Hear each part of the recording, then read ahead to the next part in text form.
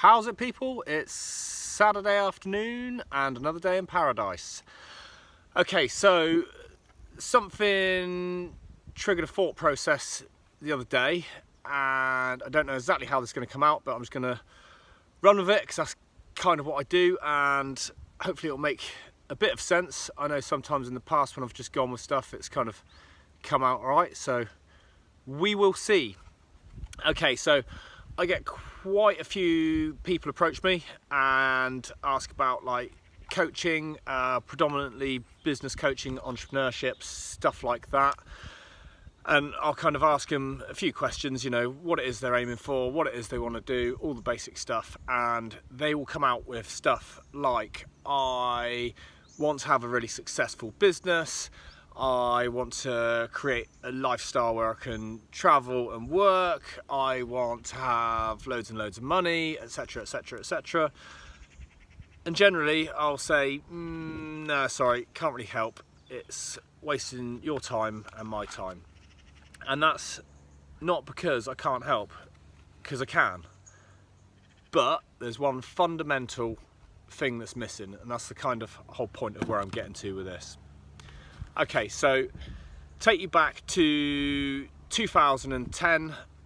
I was down and out, drug addict, alcoholic, and someone described me as one of life's losers. It said like a little bit tongue-in-cheek, but it's kind of half heartfelt.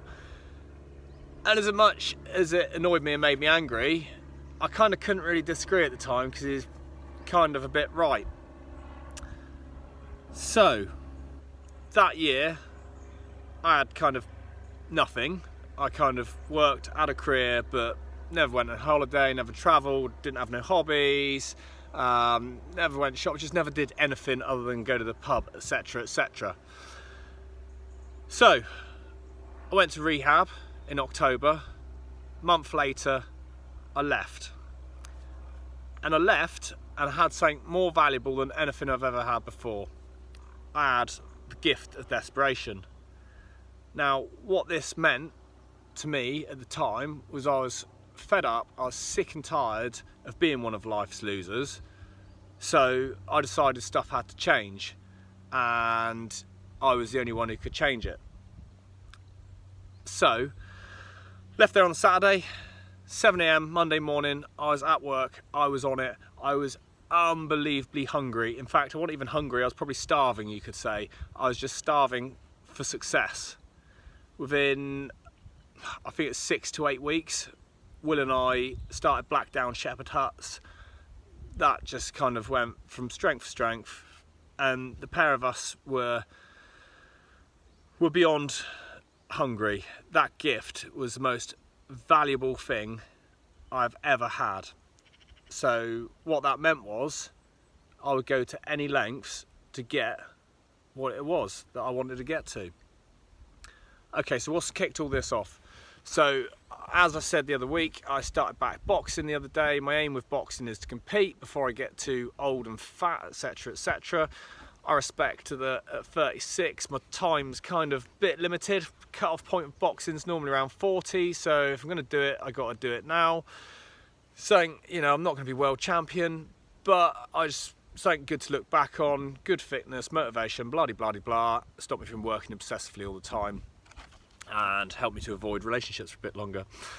So I'm there boxing and did a bit of sparring. I haven't done it properly for, I don't know, a couple of years probably. Used to do a little bit, never been that great. So I was sparring against a couple of guys and I'm just getting pounded. I'm getting absolutely hammered. And, you know, that's cool. That's part and parcel of it. I'm not particularly current with it, and, you know, they're training most weeks, etc, etc. But something got me thinking. So I was sparring against this Polish guy, and he's pretty stone and a half lighter than me. He's only been trained about a year. There's nothing spectacular about him, but he's just annihilating me.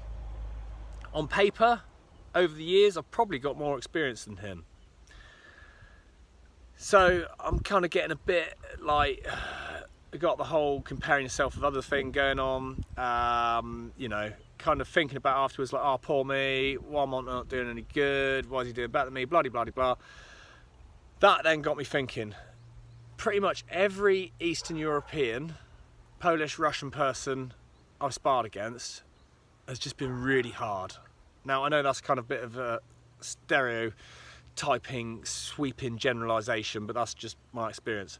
So I got thinking, okay, why are these guys really hard? What is it they've got that I haven't? And generally it's because they had quite a hard upbringing. So what they have is just an ingrained toughness.